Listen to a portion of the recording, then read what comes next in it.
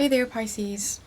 First of all, thank you for being here, and I want to thank you as well for being you, which might sound a bit, I don't know, weird, but Pisces, I think, are a bit not overlooked, but underestimated among the zodiac signs, and I tried to do your reading actually yesterday evening. Early evening, not late. But you were not having it. I was already 20 minutes or 30 minutes into the reading, and at some point, I had the feeling that it wasn't good enough, that I was not concentrated enough, or that I didn't have enough energy for what you would like to have. But then again, that's more like how a Capricorn, or maybe an Aquarius as well, because they're both Saturn ruled, but more like Capricorn would phrase it. You would phrase it like you were looking out for me, like using your empathy and your ability to care for others, because you're good at self-care. That you were saying, no, you have to stop, you have to take care of yourself. This is not serving me. Me as a Pisces, like you. It's not serving you. So, very Piscean. So thank you for that. It was a good lesson. Also Capricorn taught me a lot yesterday. Saturn, really. So that's what I wanted to say right away, right off. And also that as I'm recording this, we're still very much under the influence of the new moon in Sagittarius. I think, are we still in Sagittarius? Sorry, my setup needs me to lean forward quite a lot to reach my laptop. Let me see. The sun is at 29 degrees 56 minutes in Sagittarius. So no Capricorn season yet. When it comes to this recording, of course, this is for Capricorn season, or rather from new moon to new moon, which means that it's always an overlap. But the overlap is quite small right now because the new moons are happening so late in the degree in the signs. This one was a Sagittarius 29, I believe. So the second to last degree of Sag.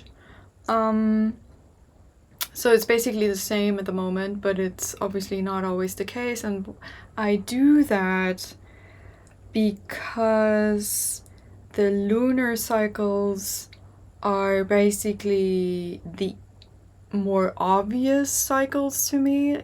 Like, it's easier to spot a full moon, the quarter moons, the new moon not so much because you can't see the moon, but with the full moon and then the third quarter moons, you can figure out when the new moon is quite easily.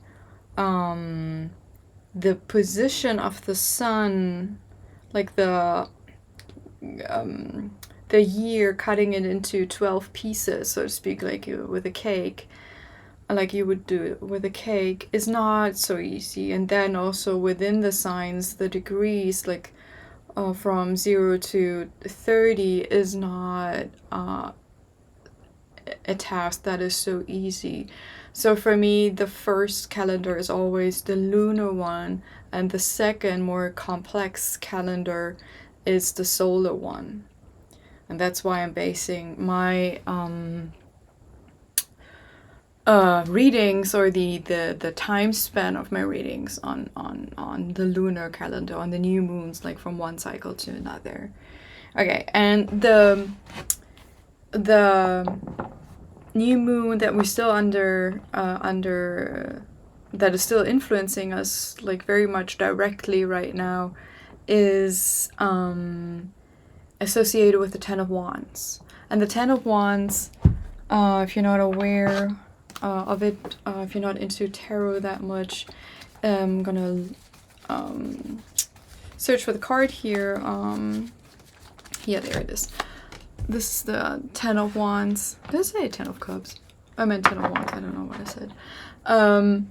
It's a guy carrying a bunch of staffs in a very peculiar way. Like, he's leaning forward, his center of gravity is off. It's awkward what he's doing. And it's associated generally with burdens, like it's a burdensome card.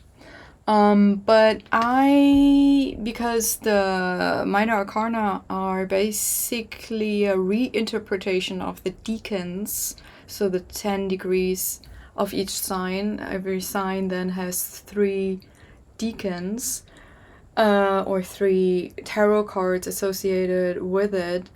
The minor arcana are a reinterpretation, a modern interpretation of the decans, because the tradition of the decans is so old.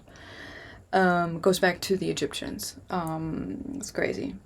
And if you study what has been associated with this decan, the end of Sagittarius, the 3rd decan of Sagittarius, then I at least come up with a keyword that is consequences rather than burdens. And of course, these two things are related. Consequences can be very burdensome, especially the ones that we did not anticipate. But consequences are basically, or come from decisions that we made in the past and that influence us in the here and now. And if we are aware of that they're based on our decisions that we made in the past, and we are empathetic towards our past self, then we tend to not regret our past decisions, even though the consequences in the here and now might be burdensome, might be painful, might be very difficult to bear in whatever way. So this is the theme that I see for us with this new moon cycle, and it's not really gonna play out in the open quite yet. It's in the making. It is still take a few days, like from this point of recording. Whenever you're gonna watch it, it's probably gonna be full out in Capricorn season already. So you probably know what I'm talking about, or what it means to you during this time. So these are pre-shuffled, and let's have a look at what we can see for you, for your past, what we can see right now, considering your past for Capricorn season. And we've got one card there, the Knight of Wands, which is Leo energy. Actually, I thought today, Leo is probably one of the more difficult signs for you to relate to. I mean, because fire and water are not mixing well, let's say, or not so easily, because water puts out fire, kind of water revealing the hot air in the fire, like the steam that is the result of putting out a fire with water. But then again, I think you have a lot to learn from each other. What can we see for the present moment for Capricorn season for Pisces here? What can we see? Thank you. 3 of Swords. Don't worry about that one. It is a difficult card, but it's not as bad as most people think. I think, at least. I have a more positive, let's say, attitude towards the 3 of Swords. And we have a clusterfuck of cards. I'm not going to take all of these. It's the Tower, the 7 of Pentacles, the 2 of Pentacles, and the 3 of Cups. But that's too many cards. So they want to pop the head out again, they will. And if not, then they're not. Okay. 1 card, 2 max for the future for Pisces for Capricorn season. for this new moon cycle. Please. No? Okay, yeah. We have the sun. That's good. That's a good trade. I mean, compared to the other 4 cards that we have, right? Not that any card is really easy, especially not the major arcana. So be careful what you wish for. 10 of Pentacles at the bottom. That's my card of heritage. It combines the energy of Mercury and Earth. It's kind of like the concept that we have about what we want to leave behind, what we want to manifest, what we really truly want. It is, but it is at the end of the day just a concept. It is not, it is the 10 of Pentacles, so it is the most dense card, the most manifested card, the most tangible card of the minor arcana. But it is a Mercury card. It is Mercury in Virgo.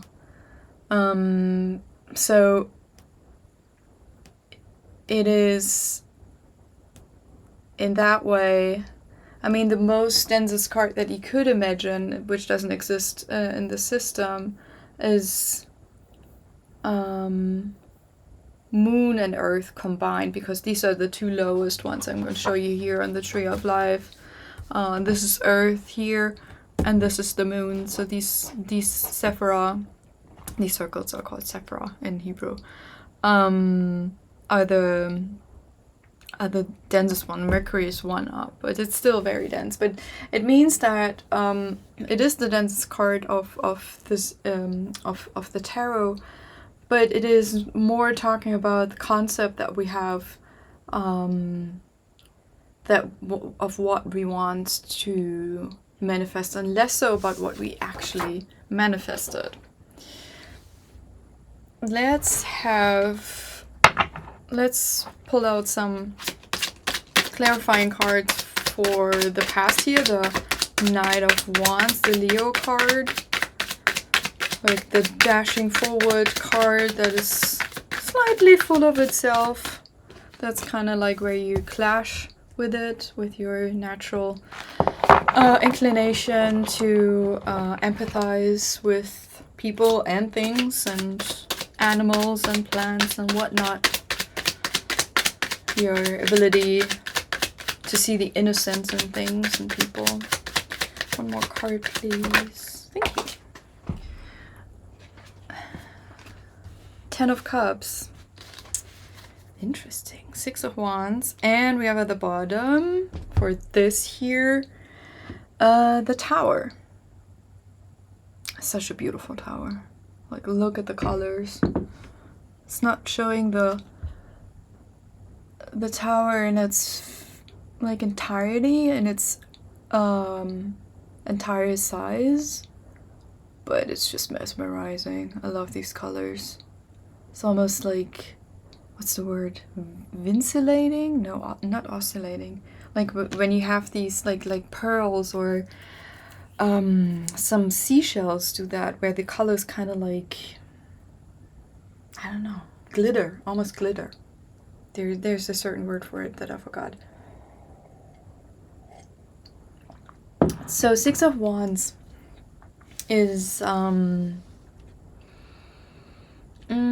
traditionally the card that is called like the victory card, because it kind of like shows a guy and his entourage or like his fans or whatever, and they're celebrating him because he was victorious, whatever the story is, like coming back from a battle that he's won or whatnot. Like, of course it's always towards the end, and we have to go through all the cards here before I can show you.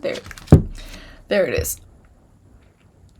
So you can see the, what is it called, like these it's not a crown, but it's like what you wear on top of your head. Like Caesar is wearing it because he's such a cool war dude and has won his fair share of battles or whatnot. I have no fucking clue about history, really, because I don't really believe in it. Or let's say I have my doubts about it. So that's more like the traditional card, traditional interpretation how to read this card, the Six of Wands here. But I call it authenticity. So the truly victorious person is the one who is authentic. And I think you, Pisces, can very much relate to that. Because, I mean, your sign is associated with Jupiter in a more modern way with Neptune, but I use the traditional one, the traditional interpretation with the 7 planets from Moon, the fastest one, to Saturn. When it comes to the rulerships of the signs. And with you, Pisces, Jupiter, the big expander, is expanding your inside. So you're very rich on the inside. And that's also why I said in the beginning that I think you're one of the most underestimated signs, because you don't really, like, if you're that rich on the inside, if you have that much inside of yourself, you don't really care that much about your outside any longer in comparison to the other signs. Now, I want to emphasize that none of the signs are wrong. It's just that in comparison, there are differences between the signs, and every sign has a good reason to be the way that it is. And I think that is your reason. You're just that rich on the inside. So, and I think you have figured that out for yourself, or you had some lessons about that in the past, about something that I said about authenticity here, or about the differences to more, let's call it shallow signs like Leo. It's not really fair to call Leo shallow, but from the perspective of a Pisces, Leo can look shallow at times, I would say. Not that I necessarily think that you think that's the last word that you need to say about Leo. That's not like the last judgment here, but still, that perspective probably exists. And then we have here the Ten of Cups, which is by many tarot readers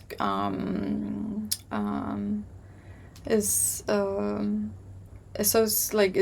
a very positive card in the eyes of many tarot readers. For me, it is so, because it is actually a card of battle. It is Mars in Pisces. Actually, it's your last decan. So if you have placements from 20 degrees Pisces on, this is your card for that placement. It is, like I said, Mars, but it's also Earth. It is, for me, the card of the warrior who is going into battle, who decides to go into battle, or thinking about it, and he's doing it for hope. The last decan of Pisces is about hope for me, but it's also, like I said, a Martian card. So there is hard feelings, there are boundaries, there are like lines in the sand. You can go up to here, but no further. And that's why the warrior the Pisces person has to become a warrior every once in a while and say like, no more. I have to go into battle with someone, or part of myself, in order to keep being a Pisces, keep being this innocent, having this empathy, this Piscean perspective on life. So I hope not that you going into battle in the past was jarring or anything.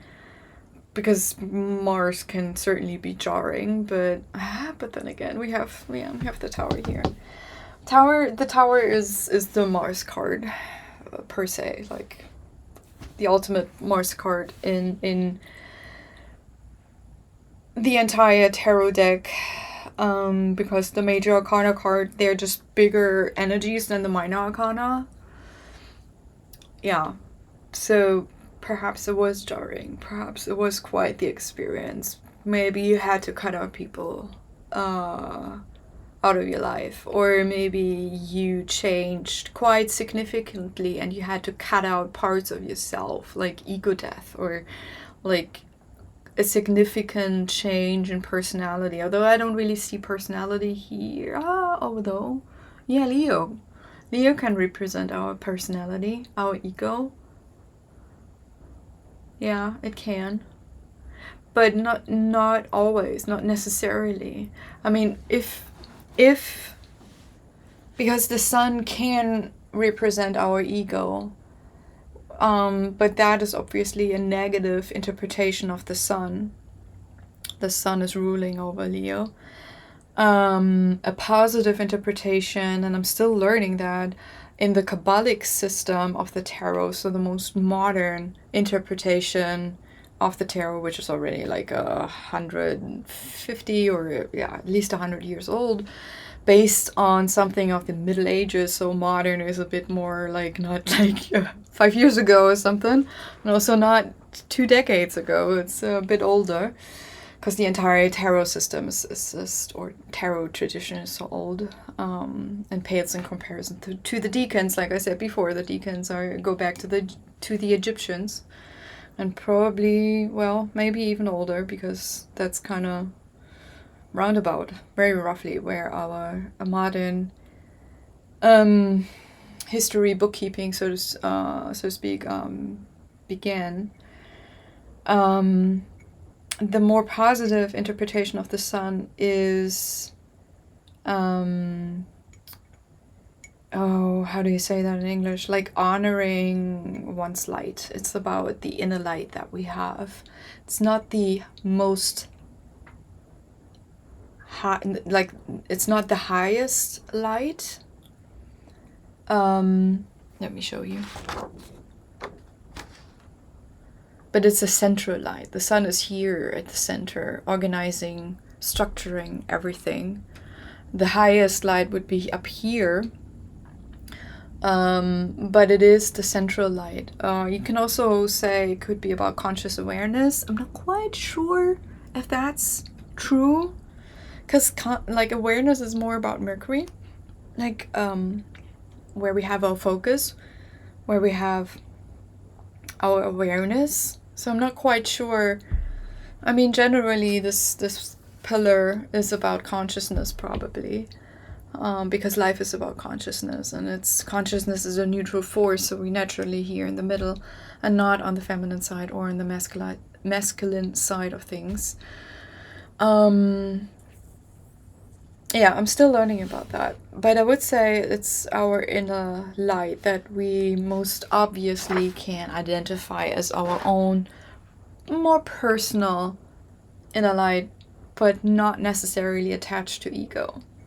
Okay, let's move on to the present. So what does Pisces need to know about the present moment and this lunar cycle that started out in Sagittarius at the very end, talking about decisions and burdens and consequences? Four of Swords, Libra card, another card please for the Three of Swords. It's actually both Libra cards, Three of Swords and Four of Swords. And we have the Devil. Don't worry about it. We can manage the Devil. Sure we can, says the Devil. Or is the Devil whispering in our ear, isn't he? No. There is a chance to deal with the Devil. Let's get that out of the way right away, because that's what I love about the Kabbalic system. It actually gives quite a good, let's say, good explanation, an explanation that is well based, I want to say, about the root of all evil. And it is like the tree of life consists of these bubbles, these circles. They're called sephira. And each sephiroth, except for the uppermost, is associated with a planet. And when we look at all of these, not this one as well, so all of these sephira, and perhaps this one as well not, then we have the 7 traditional planets, okay, archetypes, parents, why not, from Saturn all the way down to Moon. So,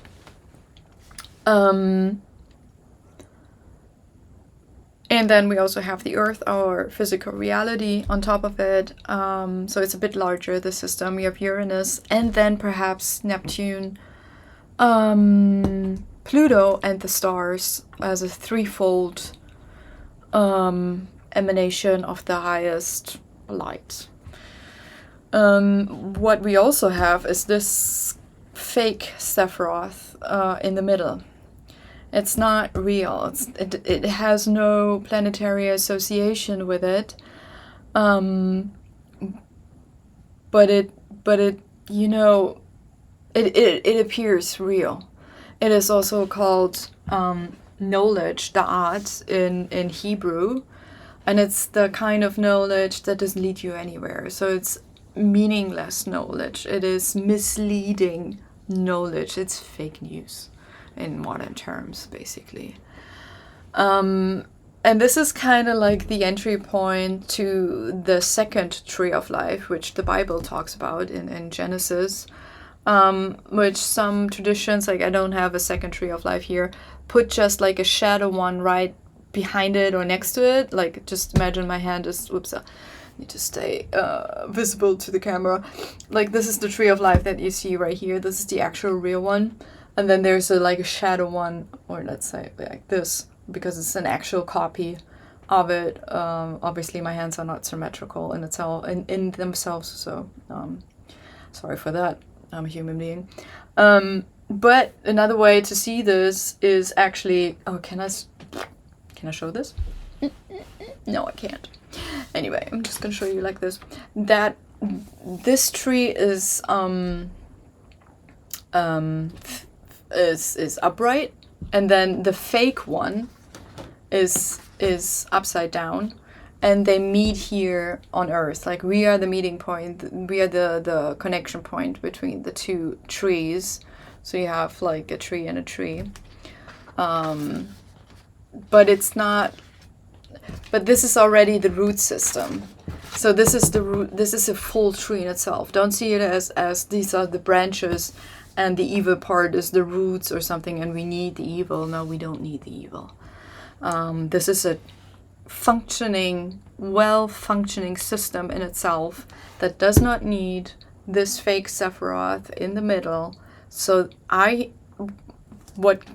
for me, the Kabbalic system says that it's actually possible to get rid in this world, or at least in our personal lives, of all evil. Well, you can't really get rid of all evil in your personal life without getting rid of it in the entirety of all, like in the entirety of this world, I guess. Yeah, that would be, because we're not really living isolated lives. I mean, this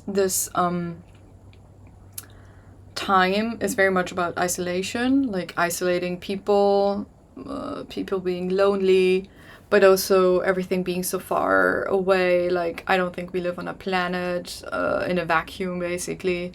I think there's much more, I don't know, life around us than we are meant to believe. And of course, these are just theories and thoughts, and I have nothing really to prove it. But that's also the point, because I don't think the most important thing in life is to prove things, like the things that you believe in. it is important to search for truth, but not necessarily truth based on proof, like physical proof. Or let me put it in a different way. Maybe we need to widen and like make the word proof larger and not just include things that we can see with our five or experience with our five senses, but include things that we can see. And of course that kind of goes against the definition that we kind of have, the modern day definition of proof. Kind of completely violates that. But I don't think life works well in the way that it is running right now. So I think we need to change a lot. So maybe that's one of those things. Okay, that's what I have about the devil. So there's hope. That's the essence of what I'm saying. There's hope. And there is a myriad of ways that these tarot system, the astrology, the Kabbalah, parts of the Bible, definitely not everything, questioning things all the freaking time, not just believing, but also understanding. That these things can teach us that we can get out of this mess. But it's not easy. And that's where we're at with the Three of Swords and the Four of Swords, very much so, because the Three of Swords, why is it so grisly? Why does it appear to be so grisly? Because it's a double Saturn card. It's a double Saturn card, and Saturn is the big gatekeeper. It's not the most... It's not the grisliest planet. I think that's Mars. And Pluto can appear like that, but Pluto has been very much misunderstood, I think. But he's so high vibing. That's on us. I think it's on us if we think Pluto is grisly. Mars is much more grisly for me than Saturn is, because Mars is the big no-sayer, and that's what we had in your past with the Tower here and the Ten of Cups, the warrior energy. Now Saturn is actually a feminine force for me, and I'm gonna explain that here. So this side is generally feminine energy, and this side is generally masculine energy. But I believe, and now I'm going outside of the Kabbalic system, although not really, that they cross out, like masculine and feminine energy cross over the abyss here. So this dashed line here is the abyss. It's hard to cross. That's why I think Saturn is also called the great gatekeeper. Like it keeps you away with its rings. It's just hard to cross the abyss here. Like we can easily follow into this trap of fake knowledge, fake news here. But this is definitely a masculine energy in the Kabbalah system, and this is, yeah, I think it's also considered to be a feminine. Yeah, I always have in my mind, because they generally say this is masculine side and this is the feminine side, that I kind of made it up that they cross over there, but it's actually in the tradition. They just don't say it like that, like it crosses over. I think that's where my brain gets confused. So Saturn is a feminine energy. Uranus is a masculine energy, and they're on the same level. So you always have to kind of see the feminine and the masculine together to understand both Sephira individually. So let's start with Uranus, actually, because it's easier. It's the kind of things that you do and that you're able to do and quite well, but you don't know how or why.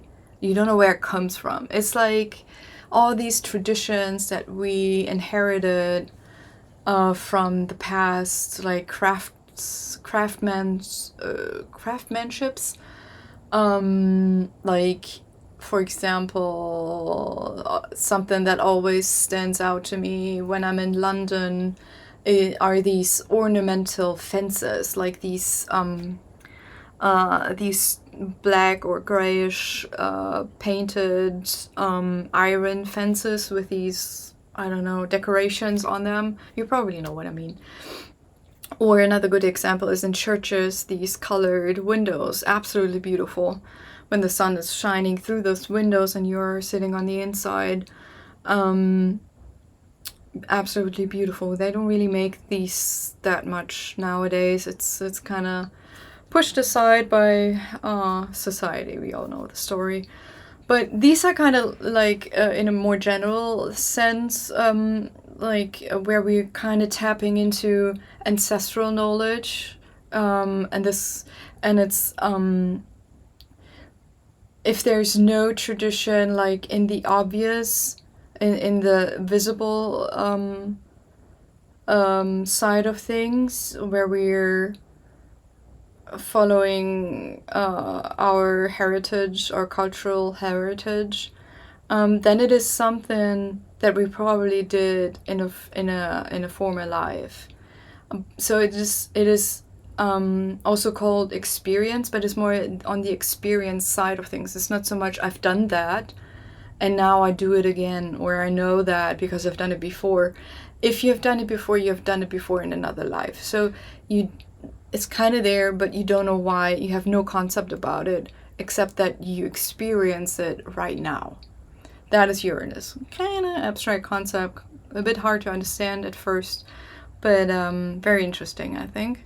And that's why I also think Uranus can be so sudden, so fast, because if you've done it before, but you were a different being back then it's connected to you, but you have no idea where it comes from. That kind of makes sense, right? And then Saturn is about understanding. So we have no understanding in Uranus. That's very important, I think. And the first understanding that we have is with Saturn, though it is not a cognitive form of understanding. It is with Saturn, no matter, even no time and space have been formed yet, because that is happening with Jupiter here. And I think that's also why the abyss is here, because the world as we know it actually is just this lower part, like the lower 2/3 of the tree of life, and the upper third is like something where, like, outside of time is right up here, and Saturn exists outside of time, like Kronos is another name for Saturn, so you wouldn't think that, but then again, maybe that's also why Saturn is the gatekeeper, so you have to go through that there is no time up here or something. I don't know if that really makes sense, but so the Three of Swords is then a double Saturn card. It is also a Swords card. So swords are associated with our thoughts, with our mind, with our understanding in a more cognitive way. And it is, for me, the card of ugly truth. Like, traditionally, the Three of Swords is a card where the three swords are piercing the heart, which is obviously a very, very jarring experience. And I'm being reminded again here with rain in the background, very fittingly, in gray clouds and gray everything except for the heart is not bleeding here, but it might as well be. But we actually don't have that in this card. We don't have this. There is no heart. There is no... Well, there's actually a heart. I've never noticed that. But I don't know if I like that. A heart of stone. It looks like a heart of stone. But the swords are not piercing it. I think the heart of stone is more like the heart is the foundation here. And if you take your heart as a foundation, your mind, your thoughts have a good foundation, like a good good grounding, that you don't live a life for your thoughts, so to speak. Because thoughts for me are, we receive thoughts, we don't really make thoughts. Like, thoughts of our own are the ones that our subconscious sends us, but a thought for me is not really created in our mind. Of course, there's a thought forming process physically in our brain, in our nervous system in general. But that's not the source of the thought. It's more like the consequence of the source of the thought, in where it comes from. It's hard to explain that. So for me, the brain is more of a satellite dish, a receptive organ, than a thought generating organ. If that makes any sense.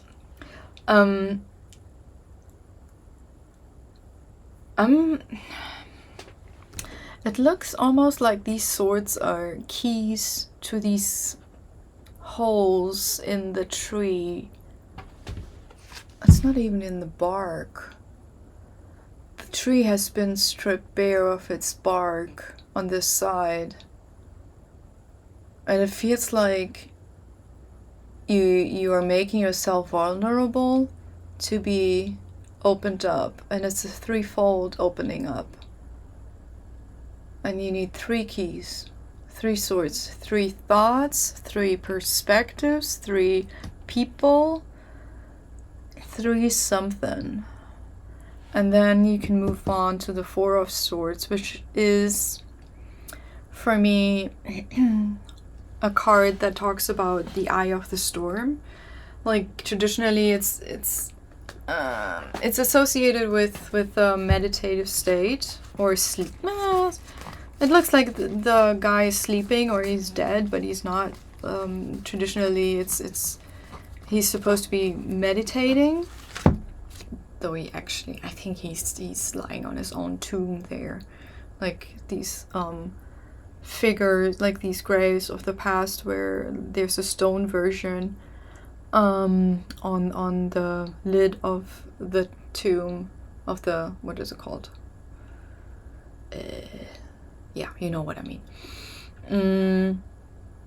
But he's considered to be meditating, and I think there is a lot of stillness and quietness in this card, in this deacon. It's the last deacon of Libra, but it comes from things being tumultuous around, but not where the person is, or where whatever we're looking at is.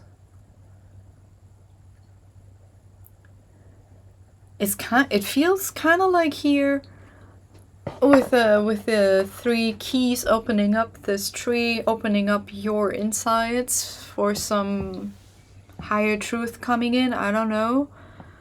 It seems like this is the inside. This is inside of the tree. This is inside of you. There is a place inside you that you are accessing now that is calm. Yeah, a calm sea.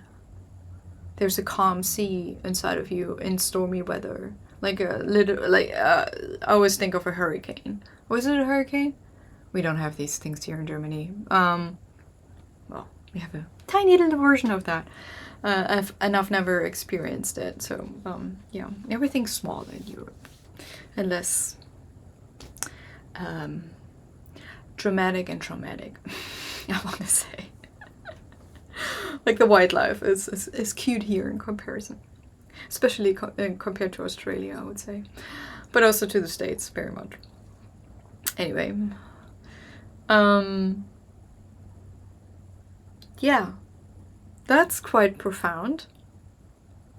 Like, to find this kind of peace inside, this kind of calm place that you can always retreat to, retreating from the messiness on the outside, especially in these kind of days and also the coming days.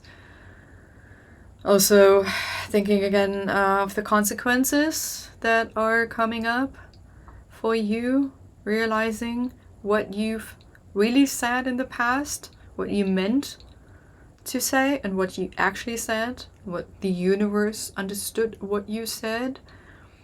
And that, I mean, we all have to grow up into like understanding what we're really saying.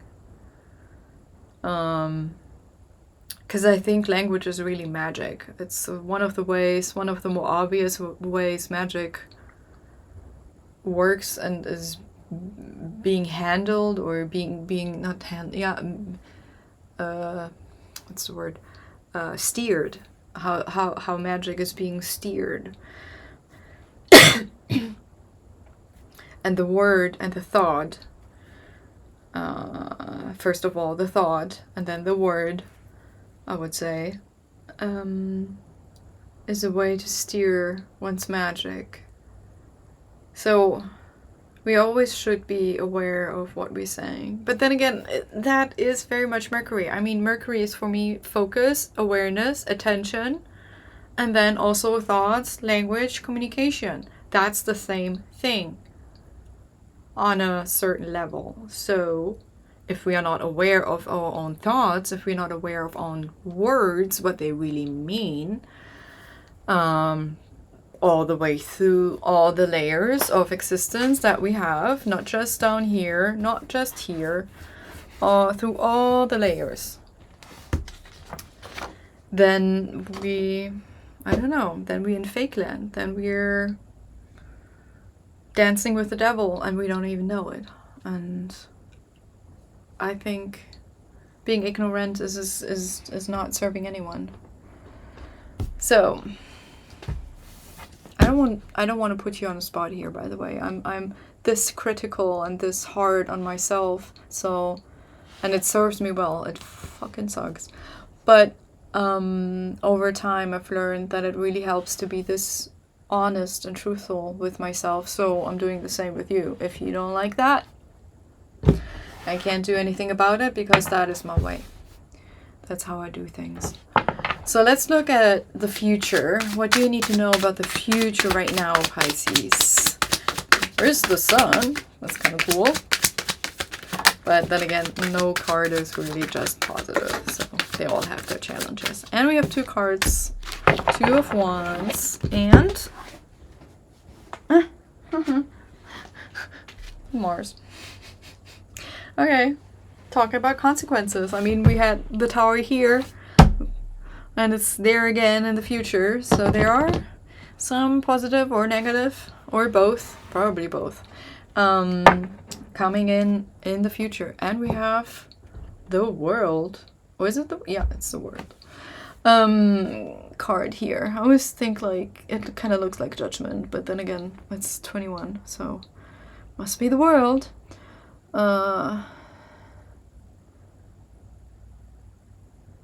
Yeah. The World. Another card that says Saturn. I mean, the devil also says Saturn. I took it more literally from the name of the card, but it's actually Capricorn. It's actually Capricorn season. And this is the Saturn card in the tarot. And the Two of Wands traditionally kicks off the entire zodiac cycle. It's the first decan of Aries. It's called Strength, or Axe, or what does Crowley call it? I actually don't remember.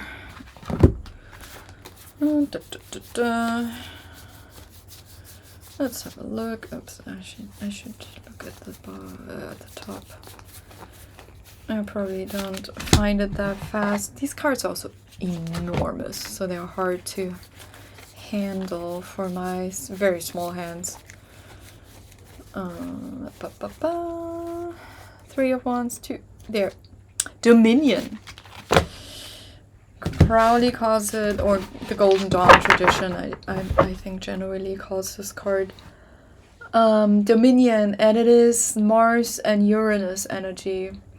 So it combines very masculine kind of energies. Mars and Uranus here, also a combination that lets you cross over fake land.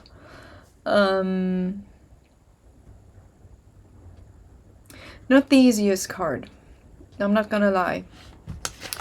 I mean, the strength, our strength comes from something. If you think of how you gain physical strength, it is putting effort in. I mean, it can be a very positive experience to gain strength, but it can also be a pretty tiring and exhausting experience. But I think if we I mean, the devil with this fake Sephiroth here, he kind of wants to keep us small. He wants to keep us down here and in this shadow tree as well, not in the real one. And then we're even smaller because we're somewhere down here. I really like the upside down tree of this one.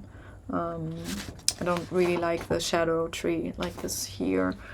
Most of the times at least. And then we're really small. I mean, then we really, like, if we put this up here and we're in the fake upside down tree down here, and we're being pushed from up above, from this fakeness here, into a smaller being, then we really need to grow in order to reach this high. We really need to grow. And that's not always a pleasant experience. It can be. It doesn't say that it's necessarily bad or that it's associated with suffering,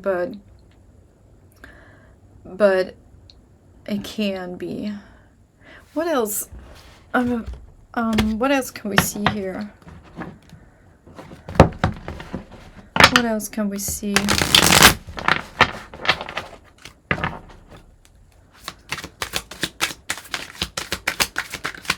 Ooh, no. We're not gonna take 20 cards. What else? The Fool is showing his face, but he didn't fly out. There we go. The Lovers, a decision. Gemini, two things. A choice between two things. One is right, one is wrong, one is fake, one is real. Three of Pentacles. And death, transformation. Pluto, in a way. Yeah. Let's say it's Pluto. Oops. I don't read cards upside down. So yeah, it is what I was thinking, because we have the Three of Pentacles.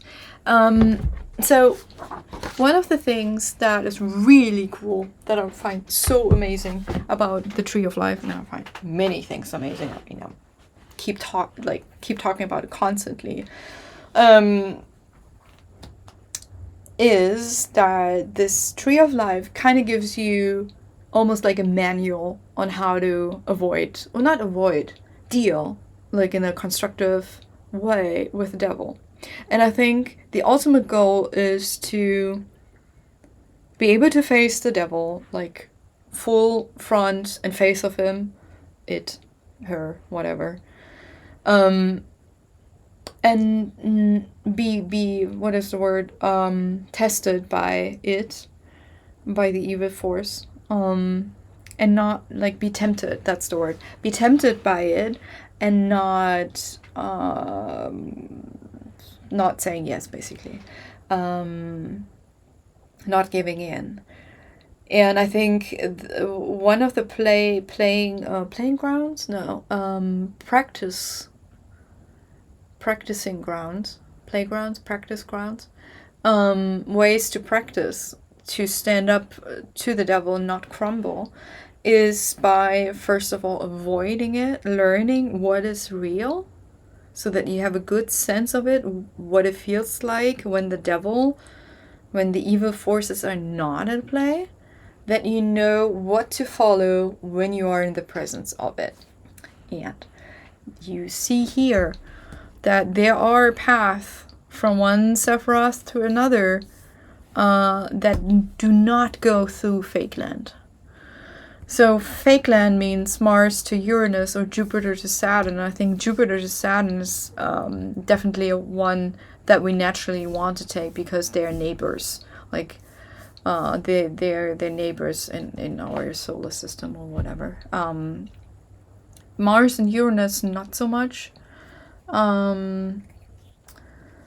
But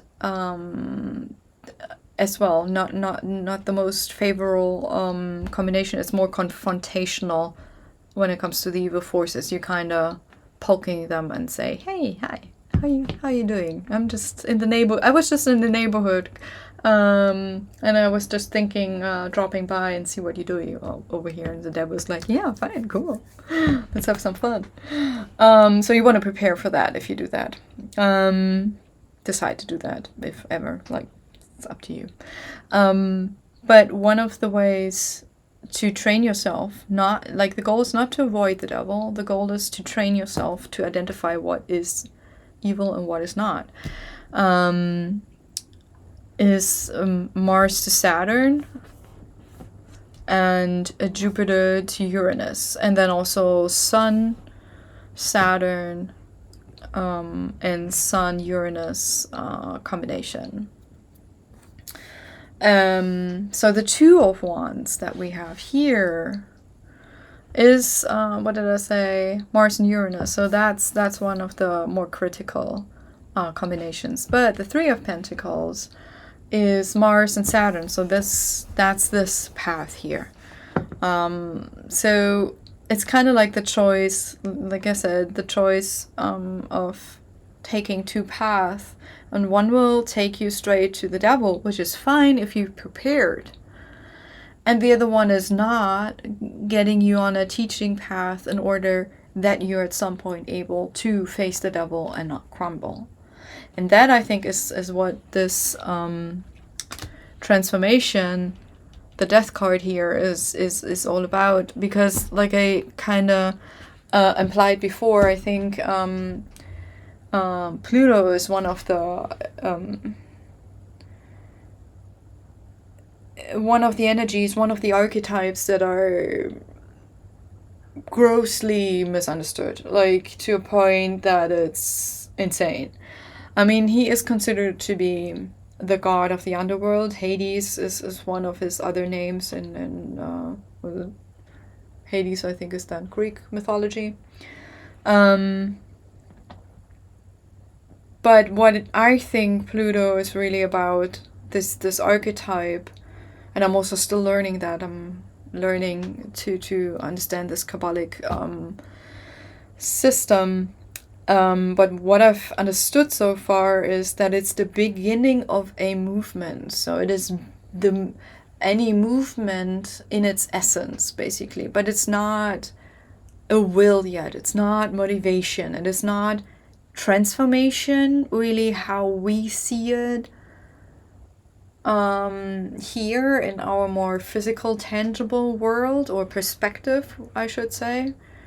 It is more like the beginning of a wave within the ocean. So this most subtle kind of flow underneath, like a current underneath the water surface, that you can perceive from up above, that you will have a hard time perceiving even below the surface, like if you fish or a whale swimming around. It is the beginning thought, so to speak, of a wave, but it's not a wave yet. It is,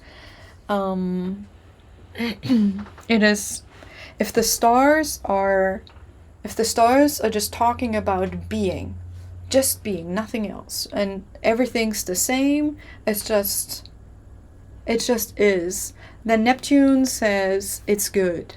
Everything's good and somewhat pleasurable in a very passive kind of way, like not pleasurable as we understand it here on Earth, but more like it is good, like how God supposedly said in the Bible, when he created the world, and he said, like, after whatever he created and he saw it was good. That's kind of like, but we have not created anything yet. Yeah. Nothing is created with Neptune yet. Neptune is about unity. Stars about unity. It's the Sephiroth says 3 is 1, 1 is 3. It's a Trinity God. And Neptune, the aspect of Neptune within it says it is good, it is pleasurable, it is nice, whatever. Like it's not an emotion, it is not a thought, it is no movement even, because the movement, Pluto, comes afterwards because it is good. It starts to move, it rather wants to move, but nothing has really happened yet. Because the first thing that then, I think this is emanated, the first creation then is Uranus. And that's where I said, like, this is the kind of stuff that you experience and you don't even know where you can do things and you don't know where it comes from. You have no understanding with Uranus yet. But it's the first thing that you have outside of unity, basically. Okay. I've talked already for an hour. Sorry that this reading has become so long. But I hope that you got something out of it. I certainly did. Thank you again for kind of taking care of me yesterday when you said, like, nah, this is not good enough. Because I talked about similar stuff, especially the devil stuff and everything. This turned out to be so much better. So you're right. You're right in what you do, how you do things. So yeah. Thank you for being here and see you soon. Bye bye.